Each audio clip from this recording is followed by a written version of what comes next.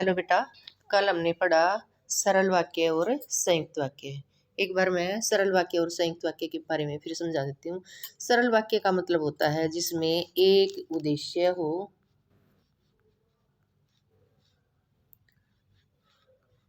और एक विधेय हो। बिल्कुल साधारण सरल वाक्य, जैसा इसका नाम है वैसे ही इसकी पहचान है। कैसे? जैसे देखो, तान्या खेल रही है। तान्या क्या है भाई?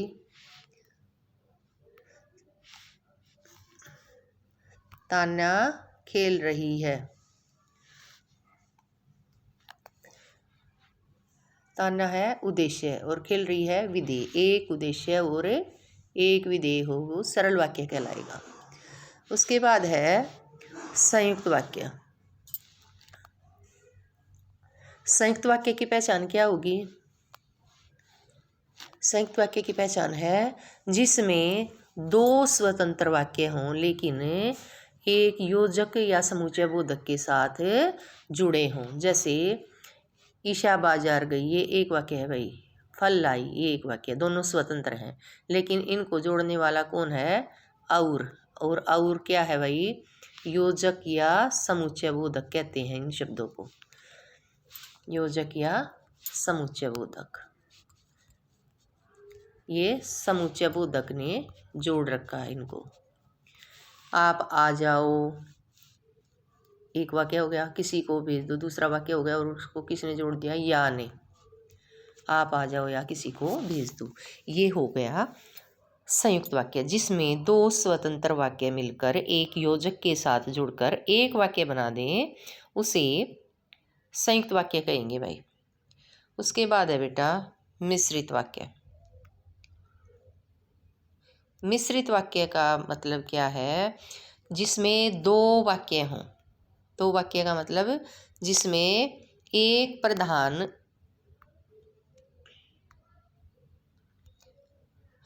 एक प्रधान उपवाक्य हो और एक आश्रित उपवाक्य हो। कैसे? देखें एक बार, थोड़ा सा छोटा कर लेते हैं। जैसे देखिए, अब मुझे ऐसा सामान चाहिए। कैसा सामान चाहिए भाई? हम दुकानदार के पास जाएंगे कि मुझे ऐसा सामान चाहिए, ऐसा सामान दो। अब दुकानदार क्या समझेगा? कैसा सामान चाहिए। जब हम आगे बोलेंगे जो ज़्यादा दिन खराब नहीं हो, ये एक उपवाक्य है और ये दूसरा उपवाक्य। इनको कहेंगे जो एक दूसरे पर डिपेंड हो। उपवाक्य का अर्थ है अधूरा वाक्य, यानी जिससे बात पूरी समझ में न आए। अब जैसे इसको देखो, मुझे ऐसा सामान चाहिए। ऐसा सामान चाहिए कहने से दुकानदार हमें कोई सामान नहीं दे सकता, क्योंकि उसको पता ही नहीं कि कैसा सामान चाहिए। तो ये अधूरा वाक्य है, इसलिए इसको उपवाक्य कहेंगे।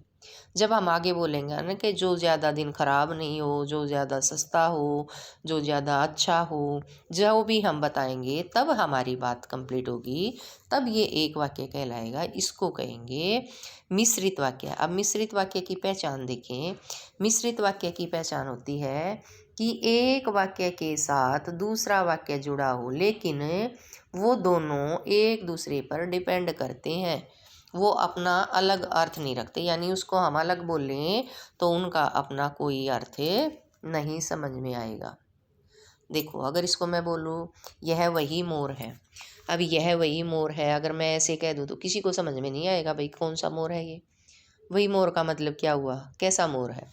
जब मैं आगे बोलूँगी कि जिसने कल सांप को मारा था, उसकी विशेषता बताऊँगी कि इसने कल सांप को मारा था, तब समझ में आएगा हाँ कि भाई यह तो वही मोर है जिसने कल सांप को मारा था, इसकी विशेषता है ये। तो तब ये एक पूर्ण वाक्य होगा, यानी ये अपना अर्थ तब देगा जब इसके साथ ये जुड़ जाएगा। ठीक है, अब आगे देखो, तुम वहाँ चले जाओ। कहाँ चले जाओ? अगर मैं आपको बोल दूँ तुम वहाँ चले जाओ, तो कहीं जा सकते हो? नहीं जाओगे, क्योंकि आपको पता ही नहीं कहाँ चले जाओ। जब मैं आगे बोलूँ जहाँ गाड़ी खड़ी है कि तुम वहाँ चले जाओ, जहाँ गाड़ी खड़ी है तभी जा सकते हैं। उसके बाद बोलें, अगर आपको कोई बोले उस छात्र को बुलाओ, किस छात्र को बुलाओ भाई, उस छात्र को बुलाओ। जब तक आपको पता नहीं होगा कि किसको बुलाना है आप बुला नहीं पाओगे। जब आगे आपको बताया जाएगा जिसने नीली कमीज पहनी है या जो वहाँ खड़ा है, जो वह वहाँ बैठा है, तब पहचान बताएंगे तभी तो उसको बुलाएंगे ना। तो ये है भाई मिश्रित वाक्य। और मिश्रित वाक्य का क्या अर्थ हुआ कि एक इसमें एक प्रधान उपवाक्य होगा और एक आश्रित, यानी एक बात पर दूसरी बात निर्भर करती है, तब वो एक के साथ दूसरी बात होगी तभी वो पूर्ण वाक्य होगा। ये होता है भाई संयुक्त वाक्य मिश्रित वाक्य की पहचान।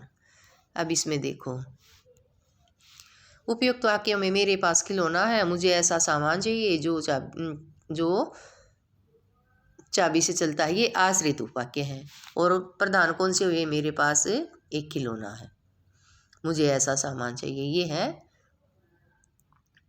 ये मेरे पास एक खिलौना है, मुझे ऐसा सामान चाहिए, ये है प्रधान और ये है आश्रित।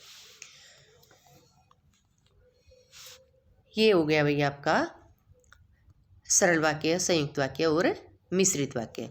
अब मुख्य उपवाक्य और आश्रित उपवाक्य वही होते हैं जो प्रधान और आपको आश्रित बताएं। मुख्य उपवाक्य का ही मतलब होता है प्रधान उपवाक्य, जो पहले बोला जाए, जिसका महत्व अधिक हो। मेरे पास एक खिलौना है, ये प्रधान उपवाक्य कहलाएगा। जो चाबी से चलता है, ये इस पर आश्रित है, इस वाक्य पर। ठीक है, तो ये आश्रित उपवाक्य कहलाएगा। इन्हें याद कर लेना।